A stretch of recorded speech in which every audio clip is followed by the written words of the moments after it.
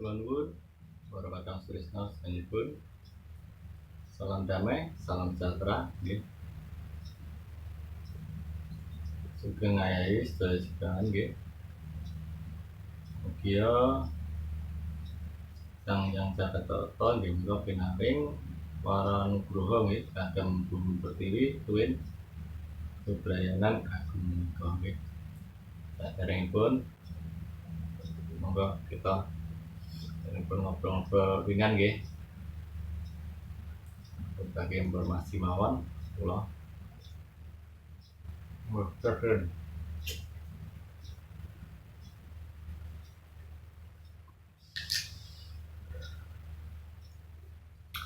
Saderengipun monggo kita boten sumpen nggih. Kita tansah ngaturaken nggih raos puji lan syukur kita dumateng Gusti Sang Maha Agung.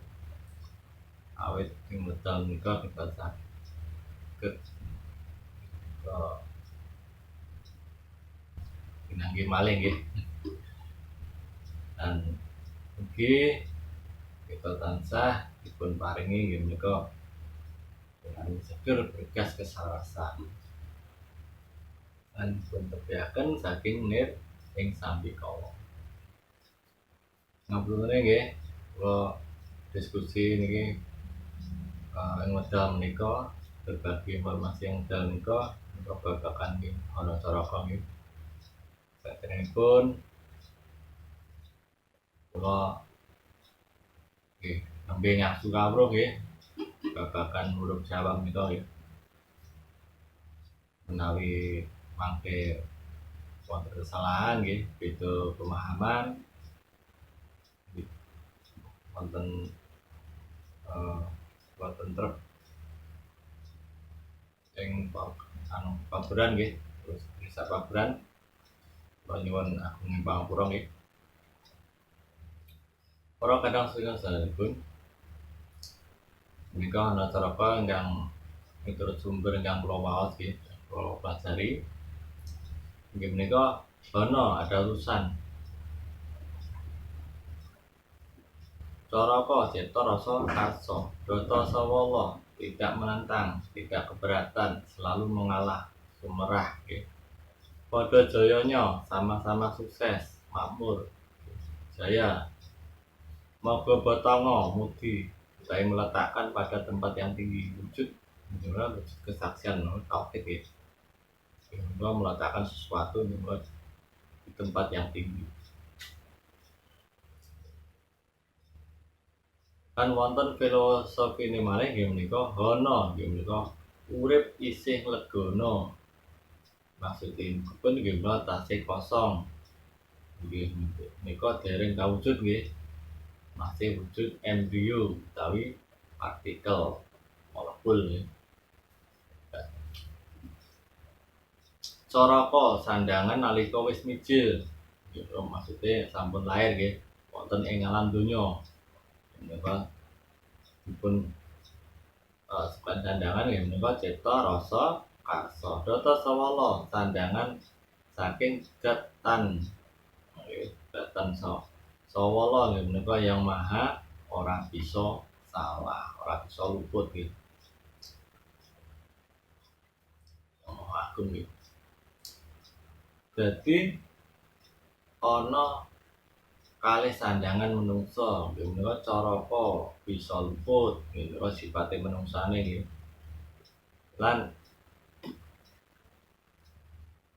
ini merupakan nggih menika sifat dari kemanusiawian nggih menika manusia akal nggih. Lan ingkang tan sawala nggih menika tanpa luput. Nggih menika sejatosipun sifatipun Tuhan nggih. Ana sifate Tuhan ing wonten nggih menika salebetipun jalma manungsa nggih. Tapi dikenal apa niku? Menika budi lan ati.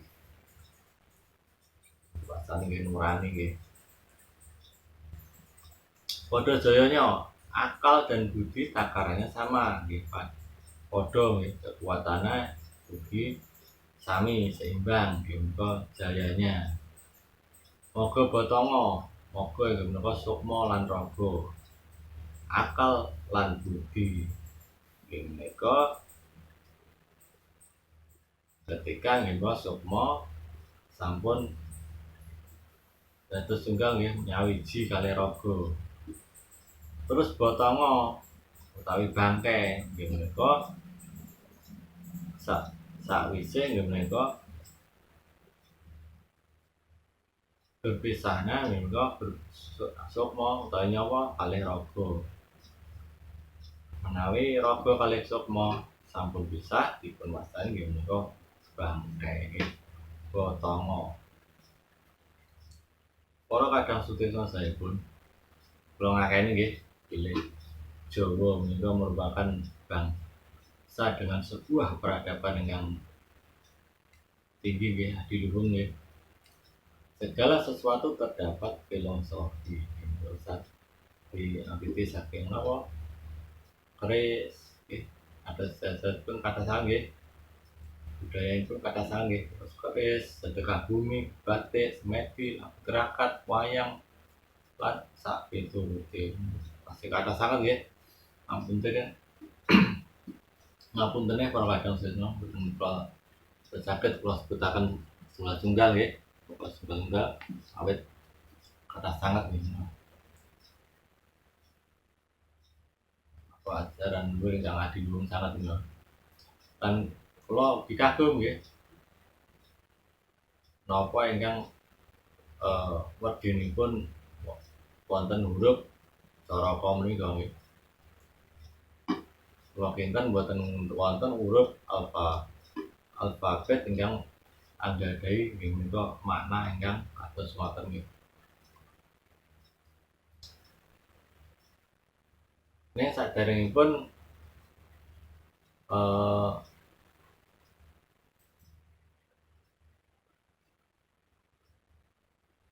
kita kedah nggih mangertosi ruwin nggih sejarahe wonten huruf Caraka menika nggih. Nika mboten saged ninggalaken nggih menika legenda kisahipun nggih Aji Saka.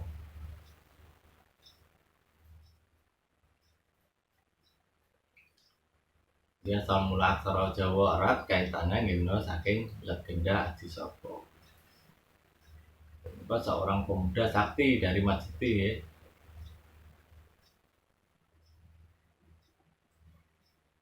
Ingkang gadah dua punggawa nggih, abdi setianya nggih Dura lan Sembodo. Nggih suatu hari nggih Aji Saka menika badhe nggih menika ninggali nggih pulau Majeti. Dia menunjuk Dura untuk menemani mengembara. Sedangkan Sembodo disuruh tetap tinggal di pulau Majeti.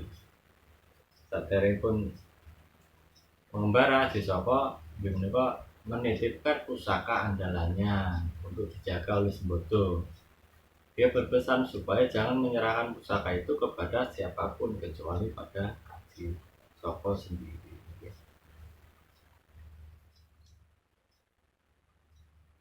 Nika saipun Aji Saka nggih. Lah nika di lain kisah nggih menika di Pulau Jawa ada sebuah kerajaan yang sangat makmur sejahtera yaitu Kerajaan Medang Kamulan. Rakyatnya hidup sejahtera, damai nggih, ayam, tentrem. Medang Kamulan dipimpin oleh seorang prabu yang bernama nggih menika Dewata Cemka.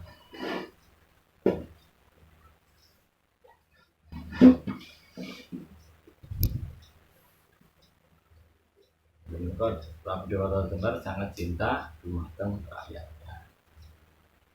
Neng suatu hari nggih berubah nggih 180 derajat nggih. Boten cinta rakyatnya malih. Menika kisahé ngaten nggih.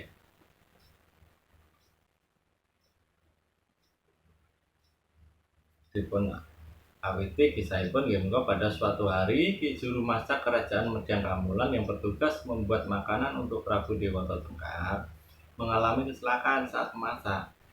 Salah satu jarinya terkena pisau hingga putus dan masuk ke dalam masakan tanpa dia ketahui, tanpa disadari ya. Dan disantaplah makanan itu oleh Prabu Dewata Tengkar. Dan Prabu Dewata Tengkar merasakan masakan itu lezat sekali, enak nih, enak sekali masakan itu. Maka dipanggillah juru masak tadi. Ini kok masakannya enak itu, pakai daging apa? Dan si juru masak baru sadar bahwa ternyata yang dimakan oleh Prabu Dewata Tengkar adalah jarinya. Maka dia menjawab itu daging manusia. Maka mulai sejak itulah dia meminta sang patih kerajaan supaya mengorbankan rakyatnya setiap hari untuk dimakan. Niko.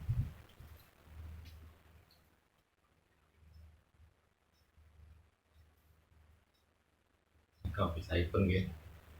Oleh karena itu, terus-menerus makan daging manusia, sifat Dewata Tengkar berubah 180 derajat, gitu. Berubah menjadi raja yang kejam dan bengis. Daging yang disantapnya gitu, saking rakyatipun piyambak.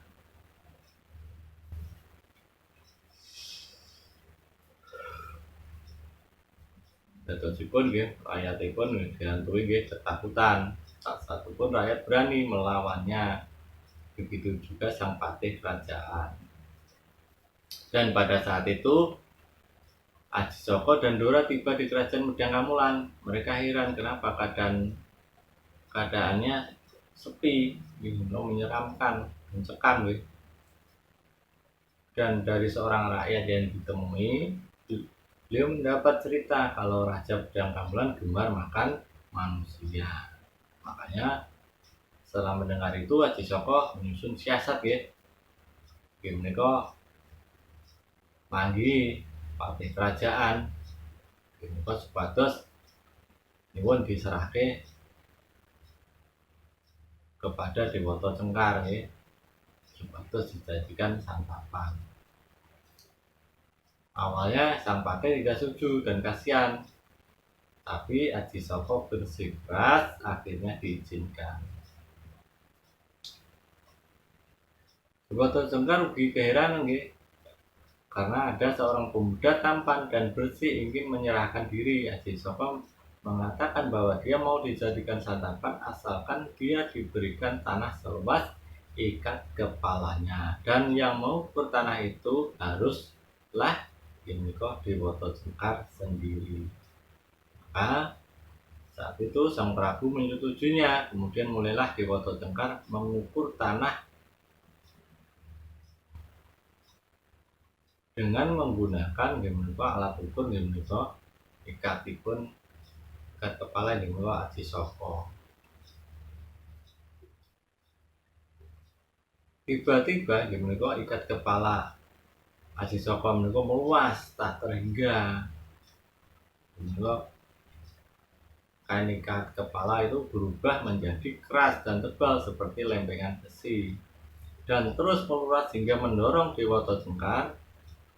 Akhirnya Dewata Tengkar terus terdorong hingga jurang pantai laut selatan. Dia terlempar ke laut dan seketika berubah menjadi seekor buaya putih.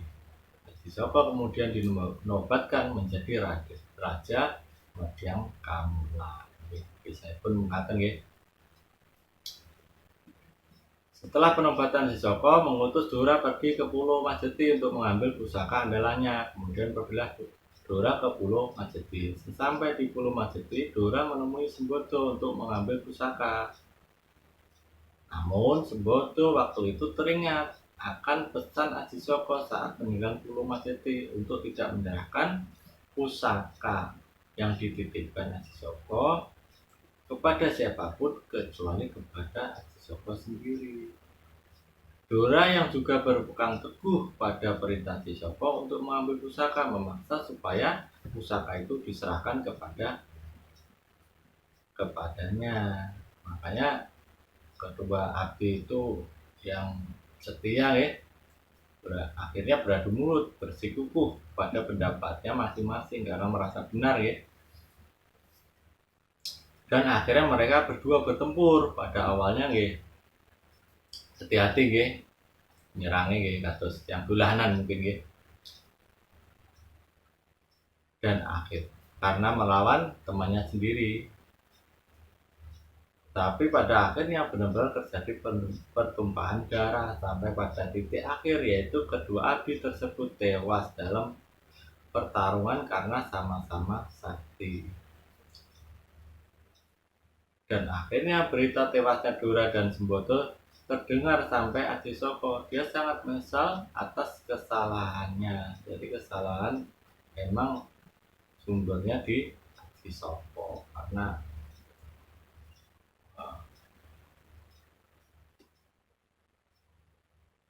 yang membuat punggawanya meninggal dalam pertarungan. Dia mengenang kisah keduanya lewat deret aksara Hanacaraka. Nggih menika Hanacaraka ana wong loro. Nggih kedua orang, Drata Sawala padha perangan, padha perang. Padha gelut nggih, mereka berdua berantem berkelahi. Padha jayanya, padha jayane, sama-sama kuatnya. Moga batongo, marga saka kuwate nggih loro-loro dadi batang nggih. Maka dari itu jadilah bangkai semuanya mati dua-duanya karena sama-sama kuatnya. Oke, ngoten nggih para kadang sedherekaipun. Nika babagan Hanacaraka nika boten ninggalne nggih menika sambung rapotipun kalih kisah legenda nika Adisoko. Neng Hanacaraka menika kathah sanget versinipun nggih. Padahal menika kita bahas nggih niku mawon nggih awal dasare nggih. Kangge dasar mangke menawi wonten wedal malih kita sambung malih. Kita berbagi informasi malih nggih babagan Hanacaraka. Sebab kathah sanget versinipun nggih ngantos dipun kupas studi hingga falsafat Jawa nggih, tasawuf Jawa. Mangke kita bahas malih nggih.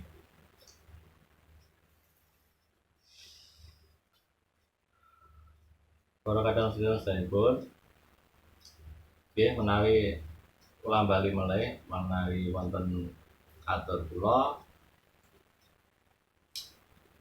ingkang boten meranani penggalih nggih kula ngaturaken agung pangpura nggih.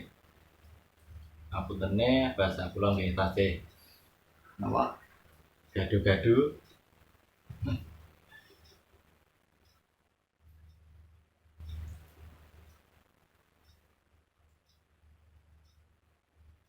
Para kadang sedherekaipun